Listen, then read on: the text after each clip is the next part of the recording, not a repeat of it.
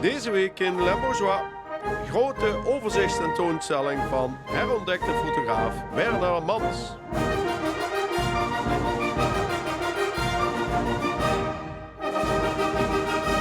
In Bonnefante in Maastricht is een grote tentoonstelling geopend met meer dan 300 foto's van Werner Mans, die decennia lang vanuit de Limburgse hoofdstad werkte.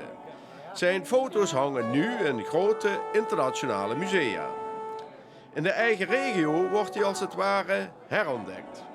Toen hij nog leefde, was die belangstelling eigenlijk niet zo groot als dat hij nu is. Nee, dat is heel wonderlijk eigenlijk. Ja.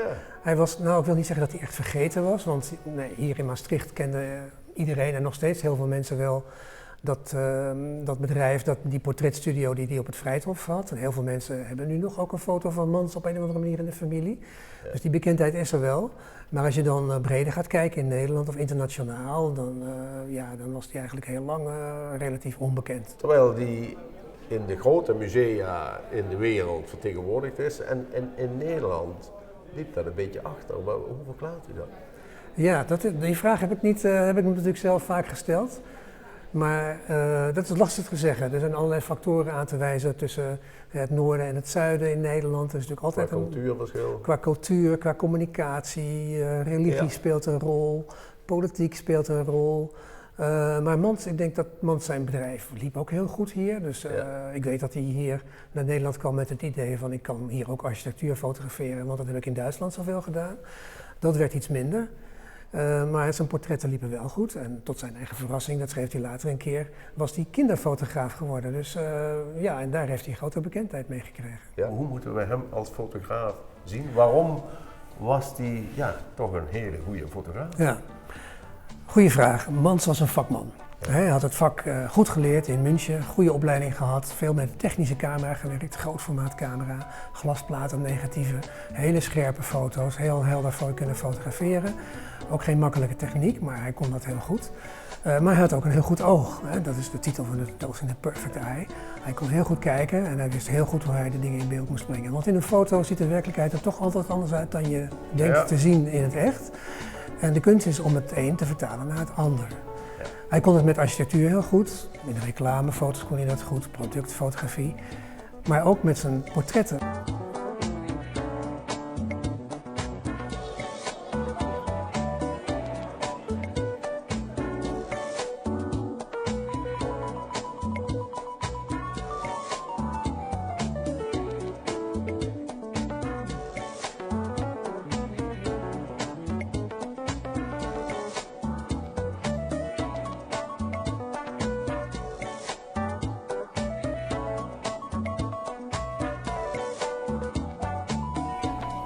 Ja, dit zijn van die typische foto's waarin je mijn verleden van Limburg herkent. Er is niet meer wat over, maar... En kun je ook zeggen dat min of meer architectuurfoto's zijn, of is dat te veel gezegd? Nee, ik vind het architectuurfoto's. Dat zijn natuurlijk, zijn het gebouwen, dat zijn objecten, dat zijn industriële constructies. Maar je benadert het als architectuurfotograaf op dezelfde manier. Het zijn verschillende verhalen dat hij soms dacht, het licht is niet goed, ik kom morgen terug. En soms wachtte hij wel een jaar voordat hij weer op een nieuw seizoen. Dus hij wist heel goed wat hij deed. Nou ja, hij was een vakman, maar alleen al het feit dat het hier in het museum hangt, kunnen we het ook als kunst beschouwen, toch? Ja, dat is een interessante discussie. Ja. Want Mans heeft zelf nooit zoveel tentoongesteld. Hè? Hij stuurde zijn foto's naar de architecten. Als je een portret liet maken, dan nam je het portret mee. Dus het kwam zelden aan de muur te hangen. Hij had het ook altijd druk voor tentoonstellingen, zei hij. Met zijn foto's kwamen in tijdschriften terecht, in de vakbladen. Maar nu laten we het zien in Bonnefante, een mooi museum, een kunstmuseum. En hangt het heel mooi in een paspartout aan de muur. Dat is natuurlijk niet helemaal zijn verhaal, want hij leverde het in. Soms 10 foto's, 15 foto's. Het was een gebruiksfotografie, het was ergens voor bedoeld, het ging naar catalogie, voor de verzekering, noem allemaal maar op, maar het was geen kunst. Maar nu, als we het uit de context halen, zien we heel goed niet alleen het vakmanschap, maar ook het scherpe oog van hem. Ja. Dat perfecte oog. Maar ook begrijp je, als je lang kijkt, dat heb ik vaak gedaan natuurlijk. Je hebt soms verschillende vormen van één foto. Hoe heeft hij nou gekeken? Dat is natuurlijk het spannende. Als je curator bent, dan probeer je daarachter te komen door al die foto's te bekijken. En dan snap je ook, hij had een opdracht om dit te fotograferen. En hij had een heel klein beetje ruimte om daarin zijn eigen interpretatie kwijt te kunnen. En daarin is hij natuurlijk een kunstenaar.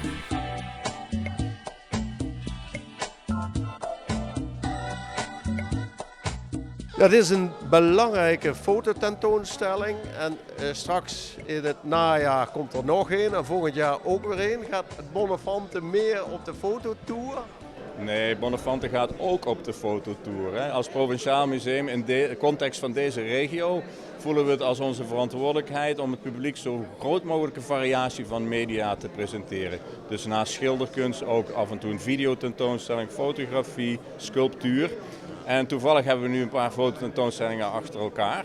Maar je kunt zeggen, het is een van de rode draden in ons programma. En natuurlijk toch wel interessant dat zijn werk ook hangt bij MoMA, bij Pompidou, etc. Dus jullie slaan wat dat betreft geen raar figuren. Nee. En kijk, voor Bonnefante geldt natuurlijk dat voor ons speciaal die fotoseries interessant zijn die met de regio te maken hebben. Hè? De provinciale wegen die hij heeft gefotografeerd in opdracht. Of de series rondom de staatsmijnen. En daarmee ben je dan als Bonnefante weer complementair naar die andere musea toe, die bijvoorbeeld meer architectuurfotografie hebben. En tezamen is dat een compleet verhaal op internationaal niveau.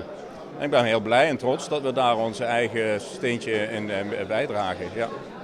En tijdens deze expositie zijn er ook nog extra activiteiten, niet alleen in het museum? Nee, we hebben een groot randprogramma. We gaan manswandelingen doen. We gaan naar het gebouw, de school, kweekschool, de Brusselseweg, waar Mans een prachtige serie gemaakt heeft. We hebben in het museum een fotocabine à la Mans laten maken op onze kosten. Kim Zwart heeft daar een grote camera neergezet. Wij geven in huis en buitenshuis, Heerlen, whatever, waar ook, geven wij lezingen, een stuk of 10 minstens nu al.